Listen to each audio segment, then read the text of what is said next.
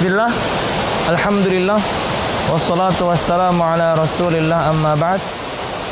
Al-musyahidun al-kiram, hari ini saya bersama teman-teman dari Masjid Imam Syafi'i dalam perjalanan untuk mengantar mushaf ke kandangan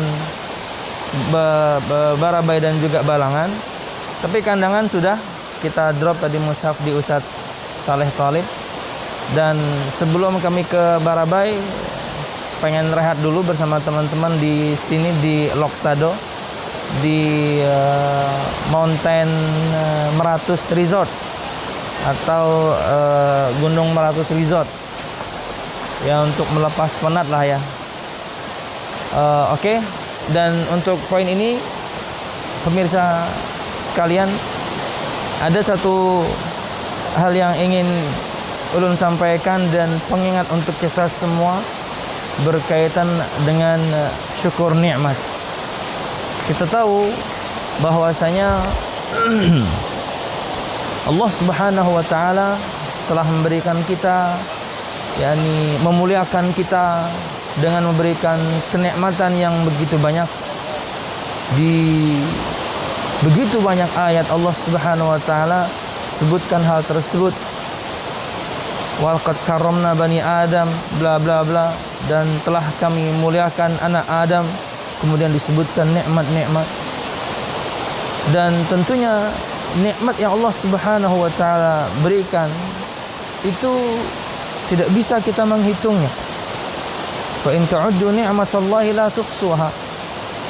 Kata Allah Subhanahu wa taala, jika kalian berusaha untuk menghitung nikmat Allah Subhanahu wa taala, niscaya kalian tidak bisa menghitungnya, karena sangat banyak. Karena nikmat Allah Subhanahu wa taala luar biasa banyak. Dan subhanallah, mensyukuri nikmat Allah Subhanahu wa taala yang begitu banyak ini terkadang terlewatkan oleh kita. Bahkan sangat kita sayangkan, ini pengingat untuk semua kita. Bukan cuma kita tidak bisa mensyukurinya, terkadang kita menambahnya dengan maksiat. Tapi Allah Subhanahu wa taala tetap memberikan nikmat-nikmat tersebut agar kita kemudian, jika kemarin terlupa, sekarang ingat. Dan ini di antara sifat orang-orang yang beriman. Di antara sifat orang-orang yang beriman, dia bersyukur akan nikmat. Orang kalau bersyukur akan nikmat dari Allah Subhanahu wa taala, berarti dia tahu siapa sang pemberi nikmat. Siapa dia zat yang maha memberikan nikmat, Allah Subhanahu wa taala. Makanya di antara nama dan sifat Allah Subhanahu wa taala disebutkan Asy-Syakur, yaitu maknanya katsirus syukur. Banyak syukur, banyak memberikan kenikmatan kepada yakni hamba-hambanya, khususnya kita semuanya anak Adam atau manusia. Nah, oleh karena itu ada beberapa hal yang harus kita lakukan berkaitan dengan nikmat-nikmat ini. Ingat pemirsa, nikmat itu adalah kebaikan yang sampai pada diri kita, baik itu berkaitan dengan urusan dunia ataupun juga berkaitan dengan urusan agama. Kalau misalnya seorang mudah menjalankan ketaatan kepada Allah Subhanahu wa taala, itu nikmat dalam urusan agama. Nah, di luar itu begitu banyak. Dalam urusan dunia, kenikmatan itu luar biasa banyak. Dan tidak bisa kita hitung, makanya tidak bisa kita sebutkan satu persatu. Mungkin di video tertentu ada kita menyebutkan 3 inti nikmat dunia. Bangun pagi sehat, keluarga aman, memiliki makanan. Dan ini nikmat yang lain. Bisa mentadaburi keagungan Allah Subhanahu wa taala dalam ciptaannya. Luar biasa indah, menenangkan, menenteramkan. Duduk-duduk saja luar biasa nyaman mendengarkan suara gemercik Arus air ini nikmat luar biasa. Makanya teman-teman langsung pada mandi ya. Oke pemirsa, kembali kepada bahasa. Al-musyahidun al-kiram, para pemirsa yang dirahmati Allah Subhanahu wa taala. Mensyukuri nikmat kita sebutkan tadi adalah sifat orang-orang yang beriman. Dan mensyukuri nikmat itu diantara sebab datangnya nikmat yang lain.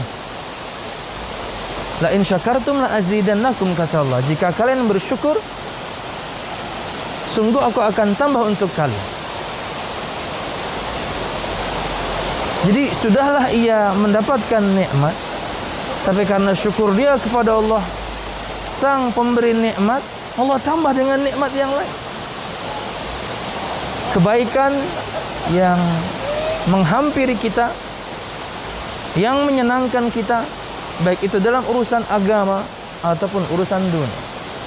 Al-musyahidun al-kiram, maka pada siapapun di antara kita yang mendapatkan kebaikan ini, baik itu dalam urusan agamanya, dalam urusan dunianya, satu kesenangan, satu kebahagiaan, berarti itu adalah nikmat. Maka kewajiban kita adalah bersyukur kepada Allah Subhanahu wa taala. Satu, ini tentunya kita akan sebutkan 3 sisi praktek syukur. Tentunya bersyukur dengan hati, meyakini akan Allah Subhanahu wa taala lah yang memberikan nikmat ini semuanya. Bersyukur dengan lisan. Ada kalimat-kalimat yang baik, ada zikir yang tentunya baik yang keluar dari lisan ini setiap kali kita mendapatkan nikmat. Di antaranya adalah kalimat alhamdulillahilladzi bi ni'matihi tatimmus shalihat. Atau kita juga tahu bagaimana kemudian pujian-pujian yang lain yang diajarkan Nabi Muhammad SAW kepada kita. Kita menyebutkannya, itu bukti kita bersyukur kepada Allah dengan lisan. Kata Nabi Muhammad SAW, kalimatani khafifatani ala lisan, thaqilatani fil mizan, subhanallah bihamdih, subhanallahil azim. Ada 2 kalimat yang ringan di lisan tapi berat di timbangan, adalah satu zikir subhanallah bihamdih, subhanallahil azim. Ini pujian. Seorang ketika menyebutkan puji-pujian seperti ini, itu di antara bagaimana dia bersyukur kepada Allah Subhanahu wa taala dengan lisannya. Di saat yang sama dapat pahala pula. Disebutkan di hadis yang lain, barang siapa yang mengatakan subhanallah bihamdih, masya Allah, terpuji Allah Subhanahu wa taala, sehari 100 kali, kata Nabi Muhammad SAW, huttat lahu khatayahu walau kana mithla zabadil bahr, atau kama qala SAW, akan dihapuskan untuknya dosa-dosanya walaupun sebanyak buih yang ada di lautan. Zikir. Jadi di hati meyakini, di lisan menyebutkan, dan kemudian ada praktek di anggota badan. Berkaitan dengan praktek dengan anggota badan, mungkin kita tahu ya, bahkan mungkin terkadang atau banyak kita mempraktekkannya. Ketika bahagia mendapatkan sesuatu, menyenangkan kita, syukur kita kepada Allah Subhanahu wa taala dengan sujud. Itu praktek. Jadi bukan cuma dia di hatinya meyakini akan kenikmatan ini dari Allah, lisannya mengatakan alhamdulillah bi ni'mati tatimmus shalihat, enggak, sujud dia. Dengan praktek dia bersyukur kepada Allah Subhanahu wa taala, sujud. Terlepas dari perdebatan para ulama, sujudnya apakah kemudian harus hadap kiblat atau tidak, harus suci atau tidak, bahasan yang lain lah itu. Sujud. Di antara praktek kita bersyukur kepada Allah Subhanahu wa taala akan semua nikmat adalah menggunakan nikmat-nikmat tersebut dalam ketaatan kepada Allah Subhanahu wa taala. Ya, Bahkan mungkin ketika kita bersyukur akan nikmat Allah Subhanahu wa taala dengan melepas penat rekreasi seperti ini, jangan sampai kemudian hal-hal yang demikian melalaikan kita dari taat, harus malah menambahkan kita taat. Itulah di antara syukur dalam praktek, menggunakan nikmat-nikmat tersebut dalam ketaatan kepada Allah Subhanahu wa ta'ala. Sebaliknya pemirsa, ketika seorang kemudian bersyukur kepada Allah dengan praktek, selain yang pertama menggunakan nikmat-nikmat tersebut dalam ketaatan kepada Allah, maka gunakan nikmat-nikmat tersebut juga untuk meninggalkan maksiat kepada Allah. Itu bukti seorang bersyukur kepada Allah Subhanahu wa ta'ala. Kemudian di antara praktek juga bersyukur kepada Allah Subhanahu wa ta'ala adalah dengan membicarakannya. Ya, tapi tentunya ini perkara yang cukup sensitif ya. Membicarakan kenikmatan ini cukup sensitif. Artinya jangan sampai kita sebenarnya ingin membicarakan nikmat, tapi totonya membuat orang iri. Ingin membicarakan nikmat, tapi totonya kemudian membuat orang yakni tidak terjaga hatinya. No.